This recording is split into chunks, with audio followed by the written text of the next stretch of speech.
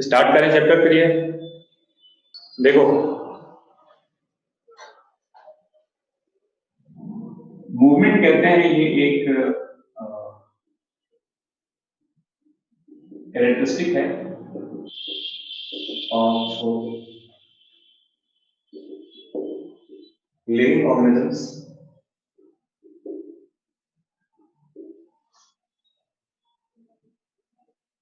जैसे कहते हैं लाइक हमें बच्चों, तो देखो मूवमेंट एक्चुअली कहते हैं ये लिविंग सिस्टम का एक कैरेक्टरिस्टिक है जो प्लांट्स में भी होता है, एनिमल्स में भी होता है, या एनसीईआरटी में लिखा भी गया है। और आपने देखा होगा जैसे साइटोप्लाज्मिक स्ट्रीमिंग कहते हैं,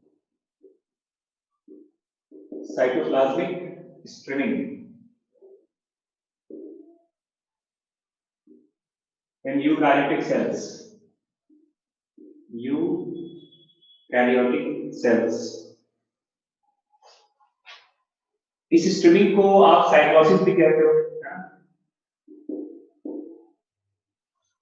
तो ये भी एक तरह का मूवमेंट है, ये भी एक तरह का मूवमेंट होता है, पता है आपको, है ना।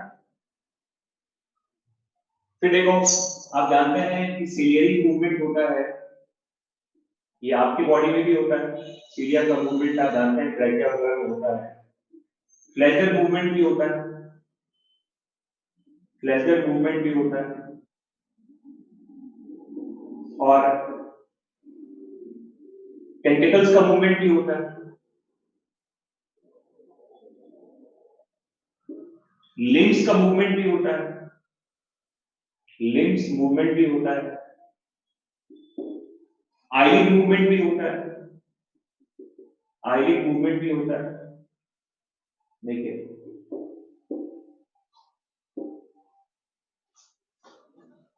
ये देखो, ये डिफरेंट तरह के मूवमेंट हैं।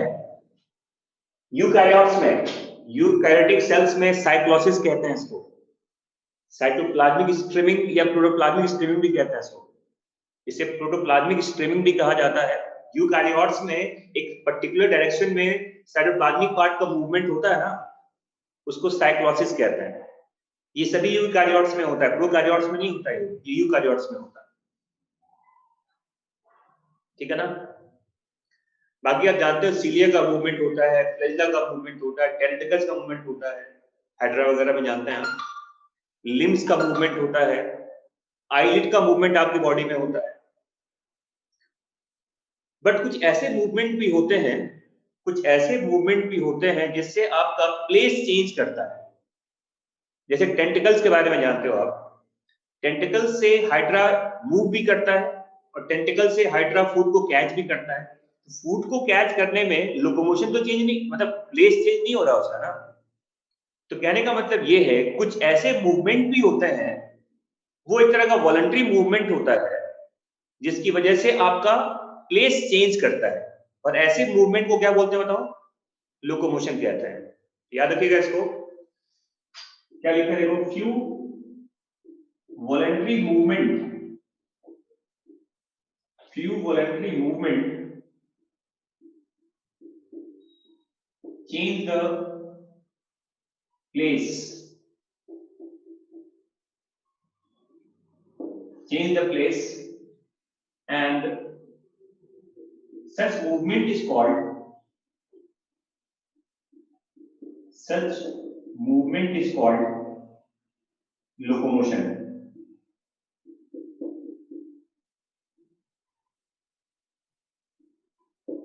कुछ ऐसे मूवमेंट होते हैं जिससे आपका प्लेस चेंज करता है। जैसे अगर आप स्टैटिक मोड में अपने लिम्स को ऐसे कर रहे हो, ये एक मूवमेंट है केवल, जिससे प्लेस चेंज नहीं हो रहा ना। बट अगर आपने पैर के हेल्प से आप एक आप अपने पोजीशन को चेंज कर रहे हैं, आप कहीं मूव कर रहे हैं, आप कहीं जा रहे हो, वो क्या हो गया बताओ? लोकोमोशन हो जाएगा वो। तो कहने का मतलब ये है कि टेंटिकल्स में देखो, टेंटिकल्स जो हाइड्रा वगैरह में होता है, आपको पता है कि इस टेंटिकल से मूवमेंट भी होता है और इस टेंटिकल से लोकोमोशन भी होता है। आप जानते हैं कि पैरामीशियम में, देखो जानते हैं ना, पैरामीशियम में, पैरामीशियम में जो सीलिया होता है, देखो सीलिया, सीलिया से फूड कैप्चर भी होता है, यहाँ मूवमेंट की बात भी करते हैं और यहाँ से लोकोमोशन भी होता है। सीलिया के मूवमेंट से पैरामीशियम फूड को कैच करता है, देखो तो मूवमेंट हो गया उसका, और सीलिया की हेल्प से उसमें लोकोमोशन भी होता है। तो कुछ अलग ऑर्गन्स नहीं होते, जैसे आपके लिम्स के थ्रू, आपके लिम्स के थ्रू मूवमेंट भी होगा और लोकोमोशन भी होगा, बट आईलिड में लोकोमोशन नहीं होता। We never talk about eyelid locomotion, हम आईलिड मूवमेंट की बात करते हैं, ऊपर नीचे हो रहा है, बट लिम्स जो हमारा होता है, लिम्स से आपके बॉडी का पोस्चर भी चेंज होता है और लिम्स से हमारे बॉडी का प्लेस भी चेंज होता है। तो हमारे बॉडी में जो लिम्स का स्ट्रक्चर है उससे मूवमेंट भी हो रहा है और उससे लोकोमोशन भी होता है। तो कहने का मतलब ये है कि कुछ डिफरेंट ऑर्गन्स नहीं होते, जो ऑर्गन आपकी बॉडी में मूवमेंट में इन्वॉल्व है वही ऑर्गन तो लोकोमोशन में भी इन्वॉल्व होता है। समझ में आ रहा है? हाँ जी, movement of cytoplasm within cell is called cyclosis, ठीक है ना? In that way we can say, in that way we can say कि जितने भी लोकोमोशन होते हैं, जितने भी लोकोमोशन होते हैं वो सारे लोकोमोशन, ऐसे कह दिया जाए कि सभी लोकोमोशन एक तरह का मूवमेंट है, बट हर मूवमेंट लोकोमोशन नहीं है। समझ में आ रहा है? Every kind of locomotion is a movement, but her movement locomotion नहीं होता। कुछ मूवमेंट क्या लिखा है, फ्यू वॉलंटरी मूवमेंट, जिससे आपका प्लेस चेंज करे, ऐसे मूवमेंट को क्या बोलते हैं बताओ? लोकोमोशन कहते हैं। समझ में आ गया? कहने का मतलब क्या है इसका कि हर लोकोमोशन एक मूवमेंट है, बट हर मूवमेंट लोकोमोशन नहीं है। Is that clear now? हाँ ये बच्चों समझ में आ गया? तो मैंने क्या बताया बताओ कि हर तरह का लोकोमोशन, ये आप लिख लीजिएगा, ऑल काइंड ऑफ लोकोमोशन, देखो all kind of locomotion is a movement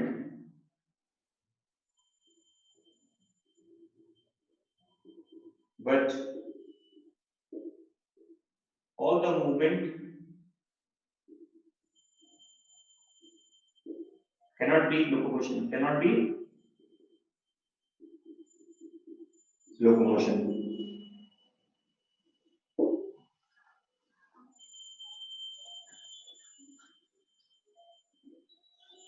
हाँ भाई बच्चों समझ में आ गया? तो मैंने क्या कहा कि लोकोमोशन कहने के लिए डिस्प्लेसमेंट बहुत जरूरी होता है, change of place, one position to another position. Displacement जब तक नहीं हो रहा है आपका, जैसे आपका ये देखो फिंगर है, यहां से चला फिर यहीं पे आ, तो आपके फिंगर का कोई प्लेस चेंज नहीं हुआ ना, फिंगर तो वहां जहां था वहीं पर है। ये एक मूवमेंट है, लिम्स का मूवमेंट हो रहा है, आईलिड ऊपर नीचे हो रहा है, ये आईलिड का मूवमेंट है। सीलिया आपके ट्रैकिया में होता है, ऊपर नीचे करता रहता है ऐसे ऐसे, वो एक तरह का मूवमेंट होता है उसका। सिलियरी लोकोमोशन आपकी बॉडी में नहीं होता, आपकी बॉडी में सिलियरी मूवमेंट होता है। अगर पूछा जाएगा कि पैरामीशियम में सिलियरी मूवमेंट भी होता है और सिलियरी लोकोमोशन भी होता है, बट ह्यूमन बॉडी में सिलियरी केवल मूवमेंट है, सिलियरी लोकोमोशन नहीं होता। समझ में आ गया बच्चों? पूछा जाएगा पैरामीशियम में, पैरामीशियम में सिलियरी मूवमेंट भी होता है और सिलियरी लोकोमोशन भी होता है, लेकिन ह्यूमन बॉडी में सिलियरी केवल मूवमेंट है, सिलियरी लोकोमोशन नहीं होता आपकी बॉडी में। आपकी बॉडी में लोकोमोशन होने के लिए लिम्स का इन्वॉल्वमेंट जरूरी होता है और लिम्स की थ्रू ही मूवमेंट या लोकोमोशन होता है। तो हमारे बॉडी में सिलियरी मूवमेंट है, सिलियरी लोकोमोशन नहीं है। इधर क्लियर? हाँ भी बच्चों समझ में आ गया? और देखो अब याद रखिएगा कि for voluntary movement and locomotion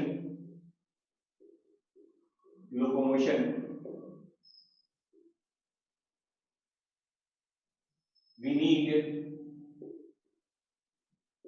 देखो वॉलंटरी मूवमेंट और लोकोमोशन के लिए भी क्या क्या चाहिए बताओ। तो हमें चाहिए, देखो स्केलेटल मसल्स, स्केलेटल मसल चाहिए आपको, आपको बोन्स की जरूरत है, आपको जॉइंट्स की जरूरत है, एंड फोर्थ न्यूरल कंट्रोल की जरूरत है, नर्वस कंट्रोल ऑफ लोकोमोशन। तो वॉलंटरी मूवमेंट एंड लोकोमोशन होने के लिए हमें क्या क्या चाहिए बताओ। वी नीड स्केलेटल मसल, क्योंकि वॉलंटरी की बात कर रहे हैं आप, हमें बोन्स की जरूरत होती है, हमें जॉइंट्स की जरूरत होती है, और न्यूरल कंट्रोल की जरूरत होती है। कंट्रोल्ड मूवमेंट कहा जाता है इसको। वॉलंटरी कंट्रोल एक कंट्रोल्ड प्रोसेस है जो आपके ब्रेन से रेगुलेट होता है। तो ये कंट्रोल्ड एक एक्टिविटी है जो आपके नर्वस सिस्टम से रेगुलेट होता है, न्यूरल कंट्रोल कहते हैं इसको। तो नर्व इंपल्स, न्यूरल स्टिमुलस आपको चाहिए, आपको जॉइंट्स की जरूरत है, आपको बोन्स की जरूरत है, और आपको स्केलेटल मसल की जरूरत है।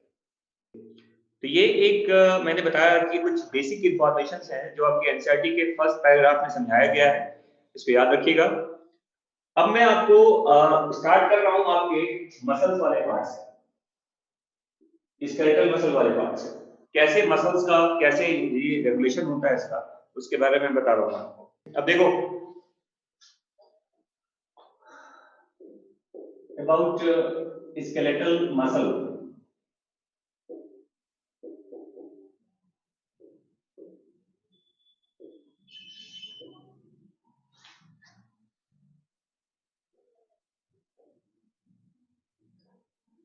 तो ये आपको पता है कि अगर आप देखेंगे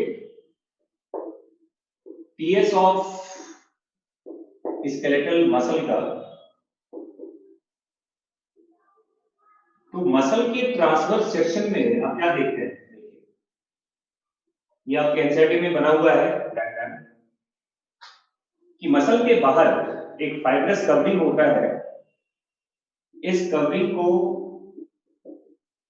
ईपीमाइसियम कहते हैं, ईपीमाइसियम, है ना। फाइब्रस कवरिंग है ये, मसल्स के बाहर एक फाइब्रस कवरिंग होता है, इस कवरिंग को ईपीमाइसियम कहते हैं। ये पता है आपको, ये पढ़ा होगा आपने टिश्यूज वाले चैप्टर में।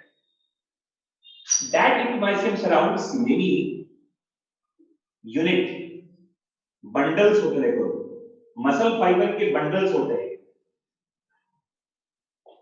ये देखो क्या ऐसे कहते हैं, बंडल ऑफ मसल फाइबर, इसे बंडल ऑफ मसल फाइबर्स कहते हैं। और इसी फाइबर के बंडल को फेसिकुली कहते हैं, फेसिकुली।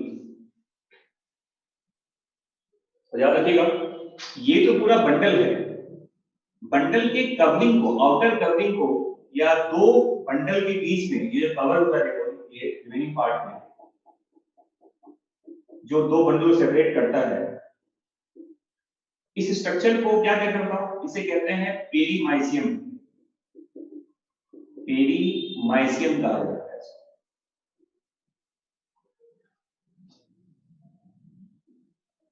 मैं क्या बोल रहा हूं कि epimysium surrounds many bundles of muscle fibres. एक बंडल का नाम फेसिकुली होता है, और फेसिकुली के कवरिंग को पेरीमाइसियम कहते हैं। क्या बोलते हैं, पेरीमाइसियम। और आपको पता है कि इस पेरीमाइसियम के अंदर आपको फिर ऐसे स्ट्रक्चर नजर आएंगे बहुत सारे, देखिए एक बंडल में बहुत सारा ऐसा स्ट्रक्चर होता है, देखिए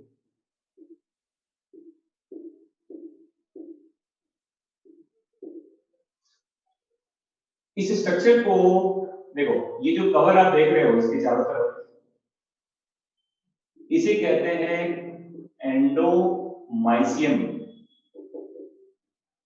इसे एंडोमाइसियम कहते हैं।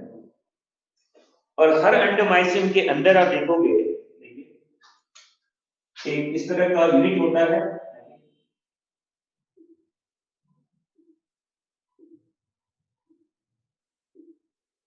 देखो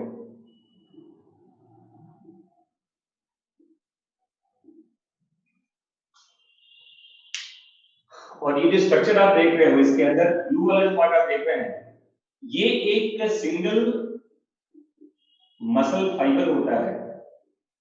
इसी मसल फाइबर को मसल सेल भी कहा जाता है। तो देखो, एक मसल फाइबर जो होता है वही एक मसल सेल होता है। उस मसल सेल के बाहर की कवरिंग को एंडोमाइसियम कहते हैं। एंडोमाइसियम के बाहर जो एक बंडल की कवरिंग होती है उसको पेरीमाइसियम कहते हैं। और सबसे बाहर क्या होता है बताओ? ईपीमाइसियम कहा जाता है। ये लेयर के नाम याद रखिएगा, सबसे बाहर ईपीमाइसियम, फिर आता है पेरीमाइसियम, और सबसे अंदर आता है endomysium. And that endomysium surrounds a single muscle fibre. उसी मसल फाइबर को मसल सेल भी कहा जाता है। जो मसल फाइबर होता है वही मसल सेल भी होता है, याद रखिएगा। मसल फाइबर वही है जो मसल सेल होता है, एक ही चीज होता है दोनों ही। ठीक है, अब आप क्या करेंगे, देखो अब आप यहां से एक मसल फाइबर को ऐसे बाहर निकालोगे। इस मसल फाइबर को आप बाहर निकाल लीजिए, यहां से इसको बाहर निकालो, है ना।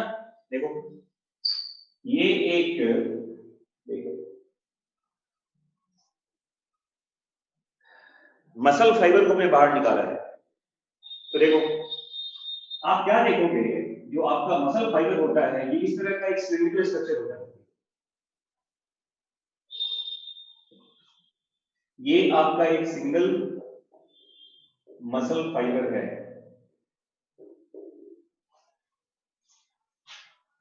ये एक स्केलेटल मसल फाइबर का स्ट्रक्चर है जो सिलिंड्रिकल शेप में होता है, आपको पता है। ये एक सिंगल मसल फाइबर का स्ट्रक्चर है जो सिलिंड्रिकल इन स्ट्रक्चर होता है। एक मसल फाइबर ही एक मसल सेल होता है, पता आपको। और मसल फाइबर के इस बाहर के कवरिंग को क्या बोलते हैं बताओ? इसे सार्कोलेमा कहा जाता है।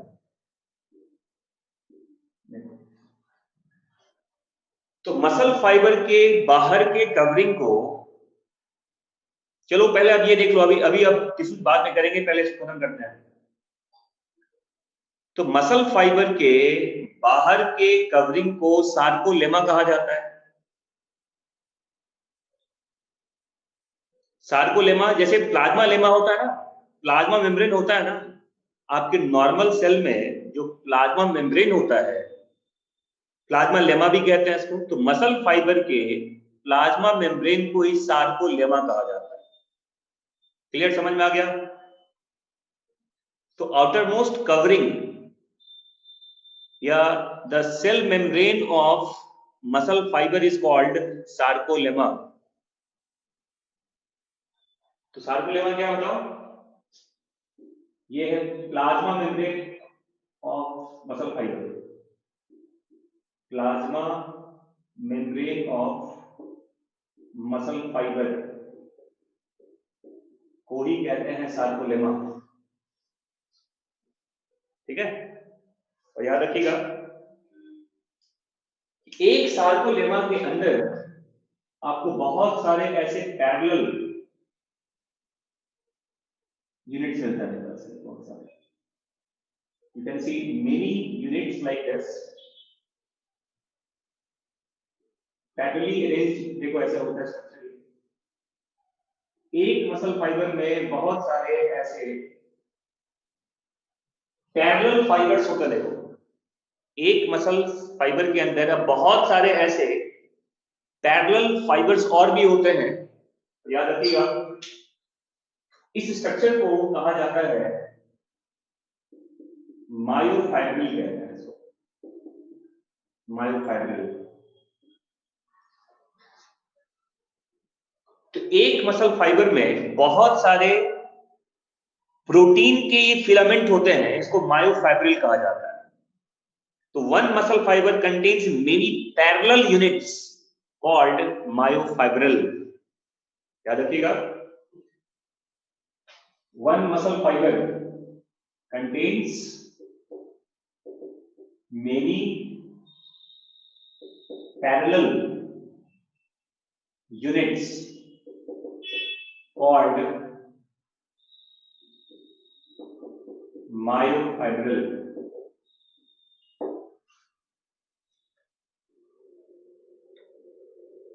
हाँ भाई, समझ में आ गया? तो एक मसल फाइबर में बहुत सारे क्या होते हैं? बहुत सारे मायोफाइब्रिल्स होते हैं। प्रोटीन का ये फिलामेंट होता है, प्रोटीन का ये थ्रेड होता है। Myofibril is made up of proteins. ठीक है ना? और देखो, अब आप जानते हो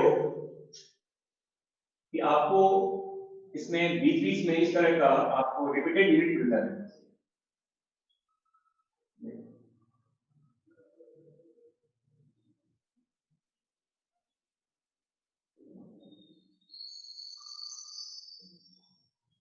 देखिए, ये जो आप बीच में देख रहे हैं, एक बैंड देख रहे हो, ट्रांसवर्स बैंड की तरह होता है। ये ट्रांसवर्स बैंड की तरह होता है।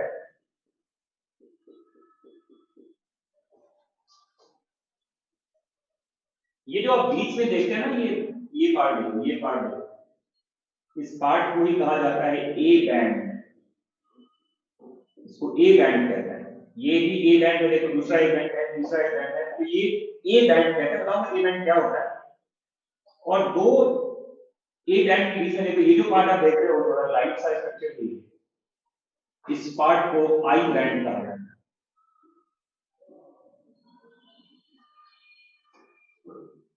ठीक है? तो ऊपर ए बैंड है, दो ए बैंड होता है, और इसके बीच में एक छोटा सा पार्ट है जिसे आई बैंड कहा जाता है। तो ये रिपीटेड यूनिट होता है। देखो, और याद रखिएगा कि ये जो आप देख रहे हो, देखो, इसीलिए आप जानते हैं कि इसी ए बैंड को वजह से एक टर्म यूज करते हैं, striated muscle fibre. Striated muscle fibre कहा जाता है। ठीक है ना? स्ट्राइटेड मसल फाइबर कहा जाता है। तो ए और ए, दो ए बैंड के बीच में आपको क्या मिलेगा बताओ? इसे स्ट्राइटेड मसल फाइबर कहते हैं। ठीक है? स्ट्राइसेंस कहा जाता है इसको। स्ट्राइटेड कहते हैं ना मसल फाइबर को, तो स्ट्राइटेड वर्ड क्यों यूज करते हैं? इसी ट्रांसवर्स बैंड की वजह से, ए बैंड की वजह से। ए बैंड को ही ट्रांसवर्स बैंड कहते हैं। याद रखना, ए बैंड को ट्रांसवर्स बैंड भी कहा जाता है। और आप जानते हैं कि आपके स्केलेटल मसल पे, स्केलेटल मसल फाइबर में बहुत सारे न्यूक्लियाई होते हैं, स्कैटर्ड फॉर्म में होता है। देखो, ये न्यूक्लियाई बहुत सारे होते हैं। देखो यहाँ पे, तो ये देखो मल्टीपल होते हैं। देखो, मल्टीपल न्यूक्लियाई यहाँ पर होता है, मल्टीपल न्यूक्लियाई कहते हैं। और इसी की वजह से सिंसिटियल सेल्स भी कहा जाता है। सिंसिटियल सेल्स भी कहते हैं। सेल्स विद मेनी न्यूक्लियाई, इसी को सिंसिटियल कहा जाता है। पता आपको? एक सेल में अगर एक से ज्यादा न्यूक्लियस हो, मेनी न्यूक्लियाई आर देयर, मोर मतलब बाई न्यूक्लियाई भी होता है, ट्राई भी होता है, बहुत सारे न्यूक्लियाई अगर होते हैं, मल्टीपल न्यूक्लियाई अगर एक सेल में होगा, उसी को सिंसिटियल सेल्स भी कहा जाता है। ठीक है? समझ में आ गया?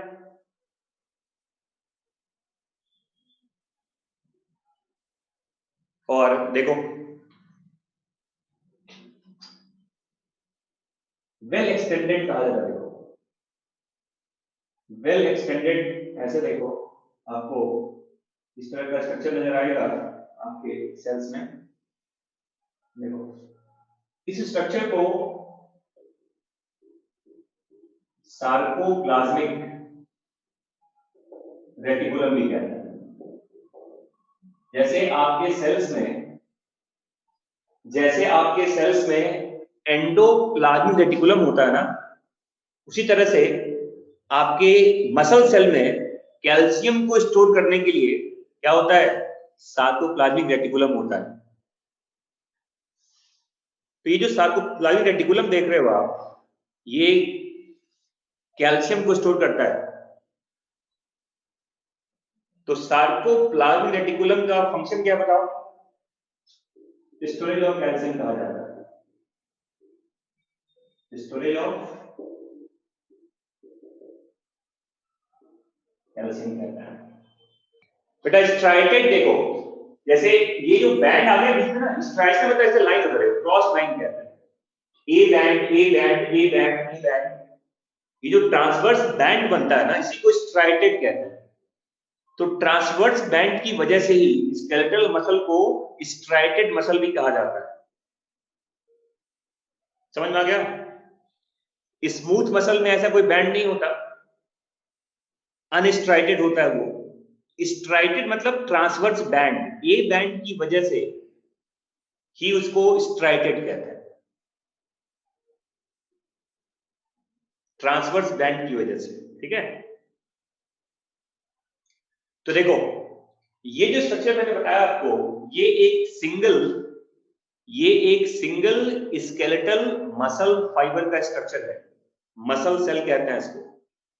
अभी तक हमें ये समझ में नहीं आ रहा है इसमें कि ये जो आपने लिखा है कि आई बैंड क्या होता है, ए बैंड क्या होता है, उसका क्या मतलब होता है, अभी तक ये पॉइंट यहाँ क्लियर नहीं है। तो उसे समझने के लिए हमें देखना पड़ेगा कि एक सिंगल मायोफाइब्रिल कैसा होता है। फिर से बता दूं मैं एक बार आपको कि एक सिंगल स्केलेटल मसल फाइबर में बहुत सारे पैरेलल यूनिट्स होते हैं, उसे मायोफाइब्रिल कहा जाता है। अब ये मायोफाइब्रिल कई सारे होते हैं इसमें। अब एक सिंगल मायोफाइब्रिल कैसा होता है वो मैं दिखा रहा हूं आपको। तो ये मिटा दो इसको पहले। अब देखो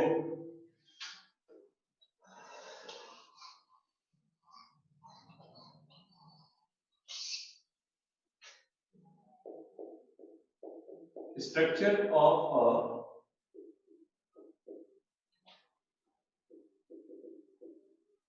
सिंगल मायोफाइब्रिल।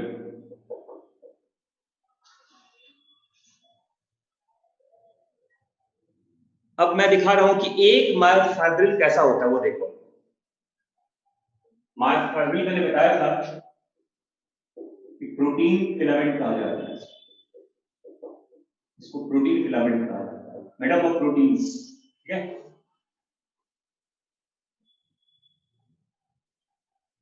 और देखो एक मायोफाइब्रिल में, ये देखिए इसमें आप देखोगे कि रिपीटेड इंटरवल्स पे आपको ऐसे यूनिट्स मिलेंगे, इसे कहते हैं जेड लाइन। ये दूसरा जेड लाइन होता है, मतलब ये होता है कि मायोफाइब्रिल में क्या मिलेगा आपको, many Z lines at regular intervals.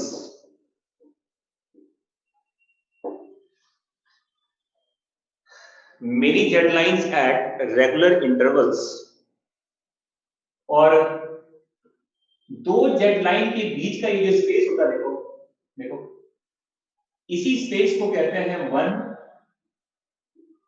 Sarcomere कहा जाता है। Distance between two jet line is called one sarcomere. Distance between two jet line is called one sarcomere. And remember, this sarcomere is the functional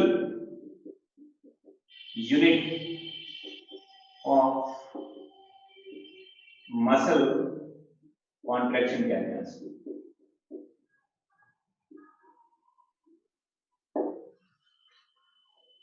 इसी sarcomere को कहा जाता है functional unit of muscle contraction. But still हमें ये पता नहीं है कि ये ए बैंड क्या है और आई बैंड क्या होता है। नाम तो देखा हमने, बट अभी तक क्लियर नहीं हुआ अभी तक। तो ये क्लियर होने के लिए हमें क्या देखना पड़ेगा बताओ, कि एक सार्कोमियर का स्ट्रक्चर कैसा होता है। तो देखिए अब मैं क्या बता रहा हूं, स्ट्रक्चर ऑफ अ सार्कोमियर।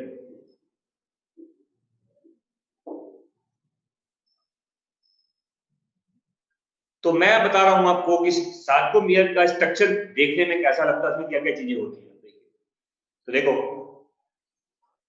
याद रखिएगा इसको, कि मान लो ये आपके दो अलग अलग जेड लाइंस हैं, और मैं बड़ा स्ट्रक्चर बना रहा हूं उसका, लार्ज बता रहा हूं। ये मान लो एक जेड लाइन है, ये दूसरा जेड लाइन है। इसी को आप कहते हैं वन सार्कोमियर।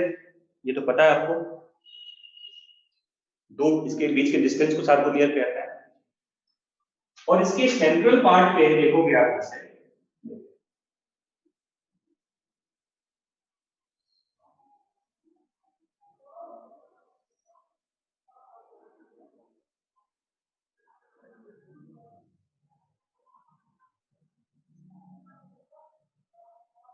देखिए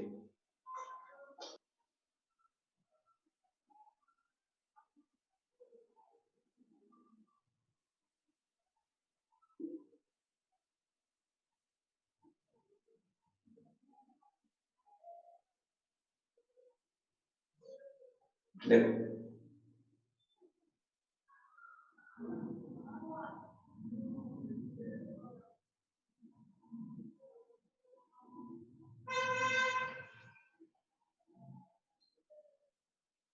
ये डायग्राम देखिए यहां पर। अब देखो पहली बात तो ये कि ये पूरा यहां से लेके यहां तक, पूरा ये पार्ट देखो यहां से लेके यहां तक, इसी को कहते हैं ए बैंड। और यहां से लेके यहां तक देखो, इसको कहते हैं I/2 बैंड कहते हैं इसको। आई का आधा होता है, ये भी इधर I/2 होता है। देखो यहां से यहां तक इसको I/2 बैंड कहते हैं। एक्चुअली आई का आधा इधर होता है, आई का आधा दूसरा, देखो आई का हाफ इधर होता है ऐसे, देखो ये दूसरे सार्कोमियर का पार्ट बन जाता है। तो जो जेड लाइन होता है ना, वो आई बैंड के बिल्कुल मिडिल पार्ट में होता है, इंटरसेक्ट करता है इसको। Z line divides the I band into two halves, और वी कैन से कि जेड लाइन इंटरसेक्ट करता है, डिवाइड करता है आई बैंड को आधे आधे में, आधा इधर होगा और आधा इधर होगा। तो जेड लाइंस कहां प्रेजेंट है बताओ, at the centre of I band के अंदर।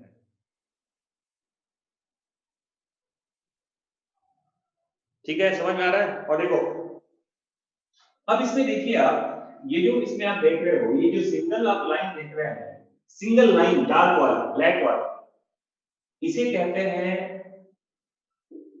Myosin filament. इसे कहते हैं मायोसिन फिलामेंट।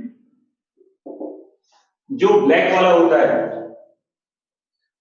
और ये जो ब्लू वाला देख रहे हो आप, इसे कहते हैं एक्टिन फिलामेंट। इसे एक्टिन फिलामेंट कहा जाता है। जो ब्लू लाइन है वो एक्टिन फिलामेंट है, और जो ब्लैक लाइन है, डार्क लाइन है, उसको मायोसिन फिलामेंट कहते हैं। और याद रखिएगा, किसी मायोसिन फिलामेंट को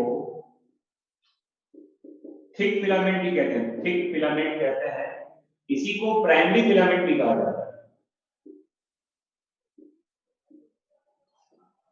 देखिए, देखो तो मैंने क्या कहा कि जो मायोसिन फिलामेंट है, ये ब्लैक वाला है, ये पूरा यहां से लेके यहां तक ये सिंगल मायोसिन फिलामेंट है, और ये पूरा पार्ट मिला दोगे तो ए बैंड बन जाएगा। मायोसिन फिलामेंट को थिक फिलामेंट कहते हैं, इसको प्राइमरी फिलामेंट भी कहा जाता है, प्राइमरी फिलामेंट कहते हैं। और एक्टिन को देखो, इसको थिन फिलामेंट कहते हैं और इसी को सेकेंडरी फिलामेंट कहा जाता है, सेकेंडरी फिलामेंट कहते हैं इसको।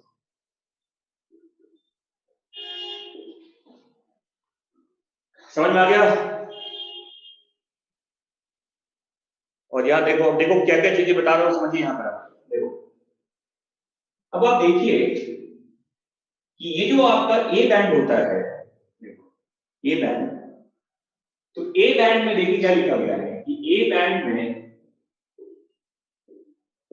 Both actin and myosin present होता है, मायोसिन आर प्रेजेंट।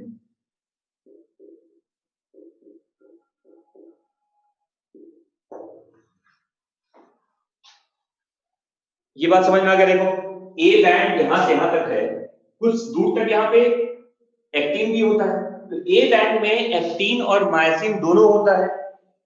लेकिन देखो आई बैंड में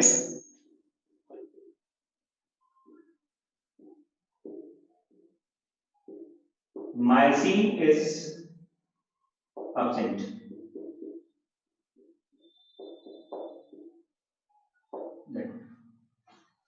आई बैंड देखो ये है, यहां से लेके ये पूरा पार्ट, देखो ये पूरा पार्ट आई बैंड है।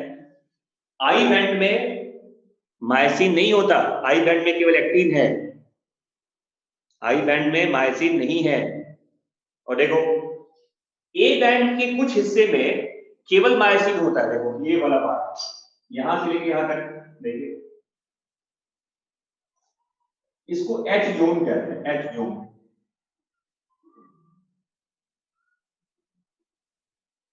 देखिए तो एच जोन क्या बताओ, एच जोन क्या होता है?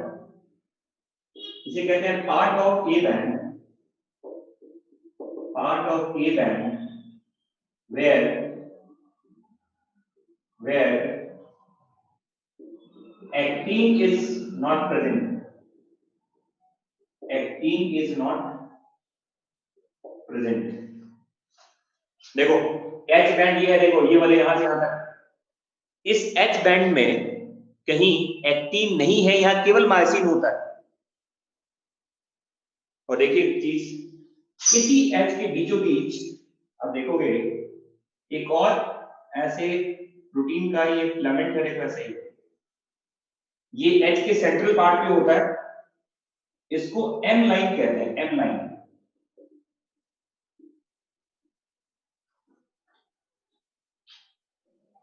तो एम लाइन कहां होता है?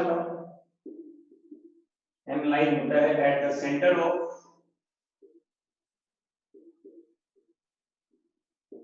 H band.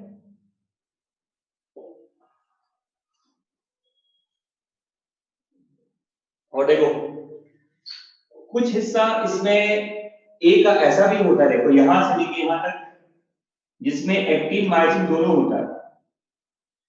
तो ए बैंड का वो पार्ट जहां एक्टिन मायोसिन दोनों होता है, उसी को ओ बैंड कहते हैं, ओवरलैपिंग बैंड कहते हैं, इस वाले पार्ट को ओ कहते हैं, ओ बैंड।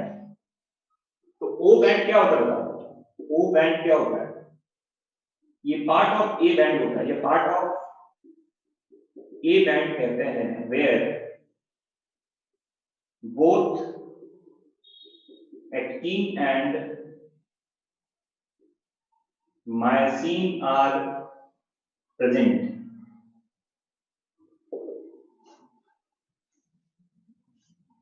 ये वाला पार्ट देखो ओ बैंड, यहां से यहां तक ओ बैंड होता है, इसे ओ बैंड कहते हैं, ओवरलैपिंग बैंड होता है, ओवरलैपिंग, ओ का मतलब ओवरलैपिंग कहते हैं, जहां पर एक्टिन भी होता है और मायोसिन भी होता है।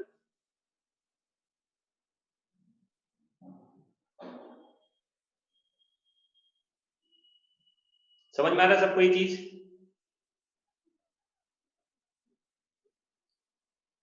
हाँ भाई बच्चों, समझ में आ गया यहां तक?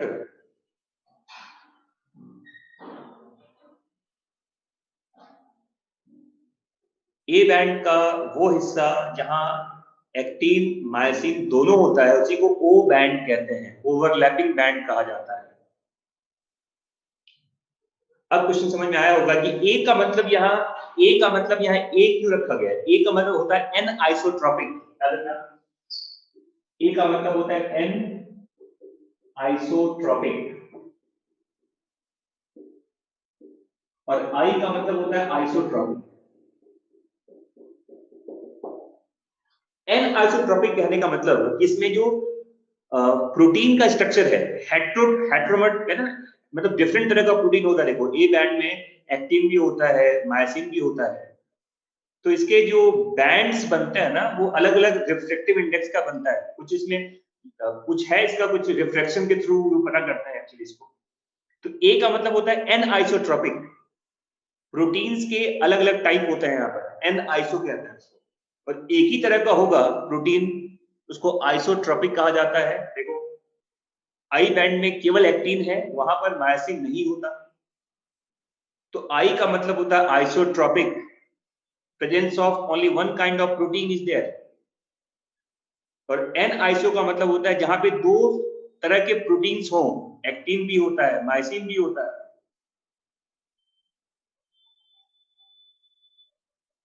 तो O band is called overlapping band. और मैंने क्या कहा था बताओ, जेड लाइन कहां पे होता है बताओ? Z line is present at the centre of I band. ये लिख लीजिएगा आप, Z line is present at the centre of I band कहते हैं। तो मुझे बताओ वन सार्कोमियर को क्या लिखा जा सकता है बताओ? देखो ये है आई बाई टू, आधा आई बाई टू, फिर देखो ये यहां पर ओ आ जाएगा, देखो यहां से यहां तक ओ आ जाएगा, फिर यहां से यहां तक एच आ जाएगा, तो plus O plus H plus O plus I by two कहते हैं। और ये जो ओ एच ओ होता है इसी को ए बैंड कहा जाता है। तो मतलब क्या हो गया, ये हो गया I by two plus A plus I by two. One sarcomere can be written like this: I by 2 plus A plus I by 2.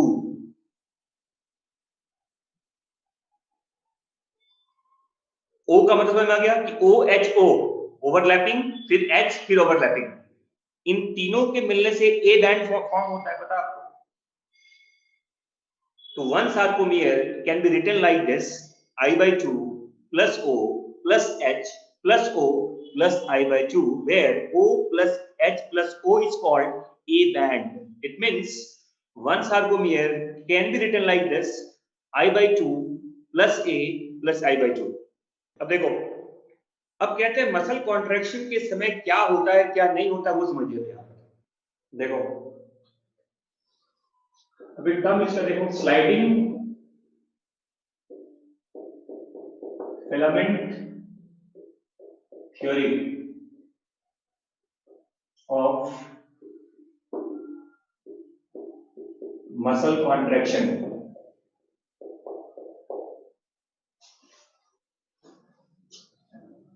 ये क्या कहता है देखो, ये कुछ नाम है देखो, एयर हक्सले करके एक नाम आता है, हक्सले, और एक नाम है एच ई हक्सले। ये दोनों लोगों ने मिलकर दिया था, हक्सले एंड हक्सले कहता है, स्लाइडिंग फिलामेंट थ्योरी कहा जाता है। ये थ्योरी क्या कहता है देखो, कि मान लो कि आपके पास ये एक इस तरह का, मान लो ये ए बैंड है, ये ए बैंड है, और ऐसे मान लिया जाए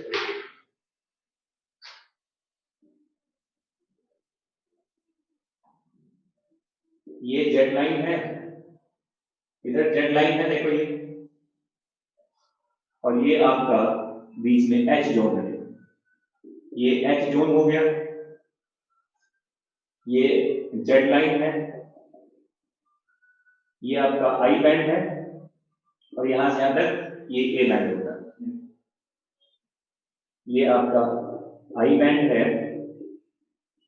और नीचे आपका ये ए बैंड है।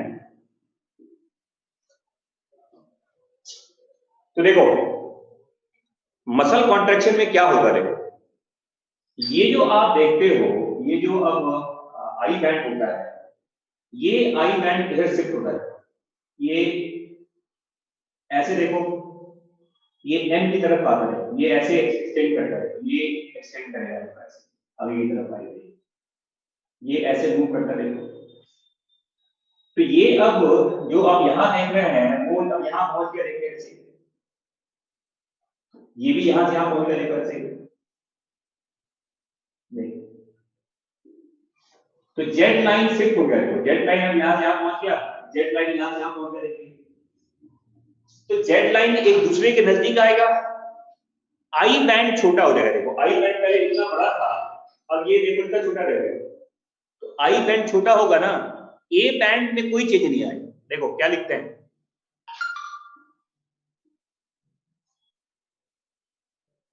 Distance between two Z line shorten. कहने का मतलब सार्कोमियर छोटा हो गया, शॉर्टन हो गया।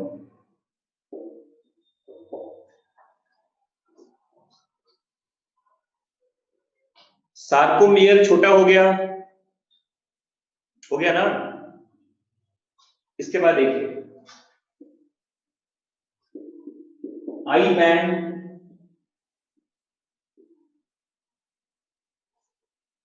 इसका जो साइज है वो डिक्रीज कर जाता है। देखो फिलामेंट का साइज छोटा नहीं होता है, वो स्लाइड कर जाता है, दो मायोसिन के बीच में एक एक्टिन स्लाइड करता है।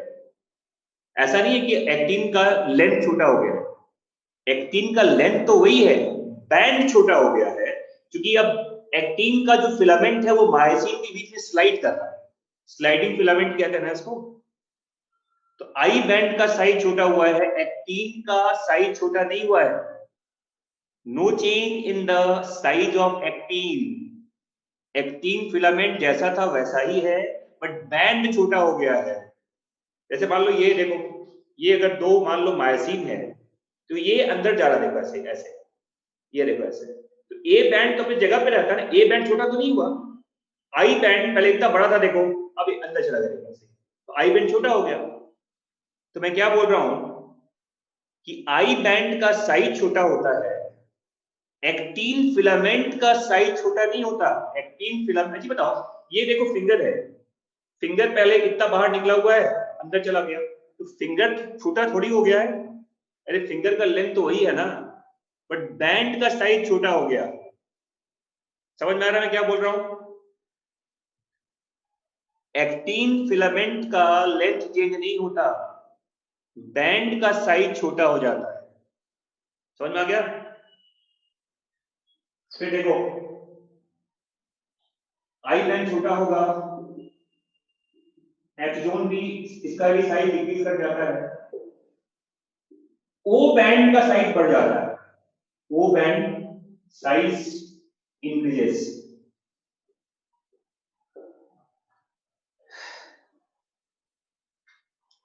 बॉक्स में क्या लिखा है? सार्कोमियर, सार्कोमियर शॉर्टन, सार्कोमियर छोटा हो गया, शॉर्टन छोटा हो गया, एच जोन छोटा हो गया, ओ बैंड बड़ा हो गया, नहीं ओ बैंड बड़ा हो गया, एच जोन का साइज इंक्रीज हुआ है, ओ बैंड का साइज इंक्रीज कर गया है। ये एच जोन लिखा हुआ है बीच में, यहां से यहां तक एच जोन है, ये एच जोन है बीच में। अब जैसे जैसे ये अंदर जाएगा एच जोन छोटा होता जाएगा, देखो ओ बैंड बड़ा हो जाएगा, एच छोटा होगा ओ बड़ा हो जाएगा। क्लियर? और देखो क्या लिखते हैं, no change in the length of A band, A band के लेंथ में किसी तरह का चेंज नहीं आता। ए बैंड जैसा था वैसा ही है, no change in the length of A band.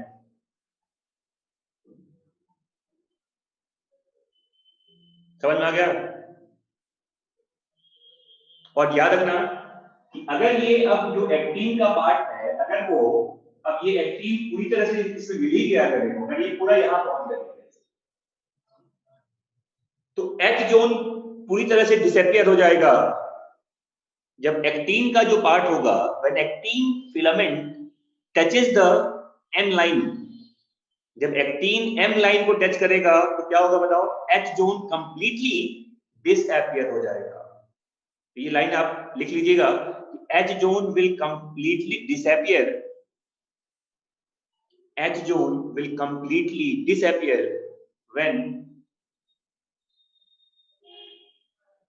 H zone will completely disappear when the actin filament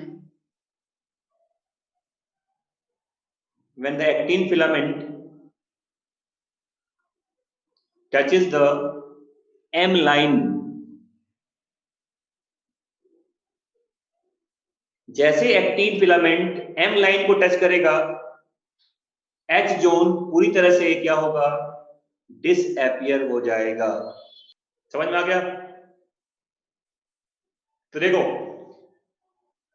तो अभी तक मैंने जो बताया आपको, ये बिल्कुल एक सिंपल सा कॉन्सेप्ट है, इसको स्लाइडिंग फिलामेंट थ्योरी कहते हैं। ये मॉलिक्यूलर लेवल पे अभी हमने कुछ नहीं पढ़ा, ये सिंपल सा एक आपको बताया गया है कॉन्सेप्ट, ये मॉलिक्यूलर लेवल की स्टडी नहीं है। अब जो आपका नेक्स्ट पार्ट है, आप एनसीईआरटी पढ़ना, फर्स्ट पेज सेकंड पेज में यही समझाया गया है पहले आपको कि मसल कॉन्ट्रैक्शन में क्या होता है क्या नहीं होता है, लेकिन ये मॉलिक्यूलर लेवल पे नहीं है। अब मैं आपको बताऊंगा अगले लेक्चर में कि मॉलिक्यूलर लेवल पे मसल कॉन्ट्रैक्शन कैसे होता है, मॉलिक्यूलर मैकेनिज्म कहते हैं, molecular mechanism of muscle contraction. तो देखो,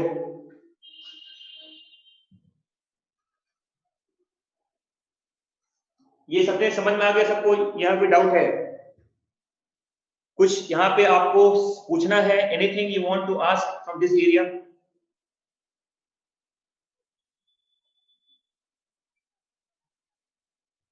तो ये यहां तक क्लियर हो गया। हाँ, ओ बैंड बेटा ये हुआ, देखो ओ बैंड क्या होता है, देखो ओवरलैपिंग बैंड होगा ना, देखो ये पार्ट यहां से लेके यहां तक ये ओ बैंड है, ओवरलैपिंग कहते हैं। ए बैंड का वो हिस्सा जहां एक्टिन भी होता है, जहां मायोसिन भी होता है, इसी को ओ बैंड कहते हैं। The part of A band where actin and myosin both are present, overlap करना कहते हैं ना, ओवरलैप करना कहते हैं। और स्लाइडिंग क्यों कहते हैं बताओ? वन एक्टिन फिलामेंट, देखो स्लाइडिंग का मतलब क्या होता है, इसका मतलब होता है one actin filament slides in between two myosin filaments।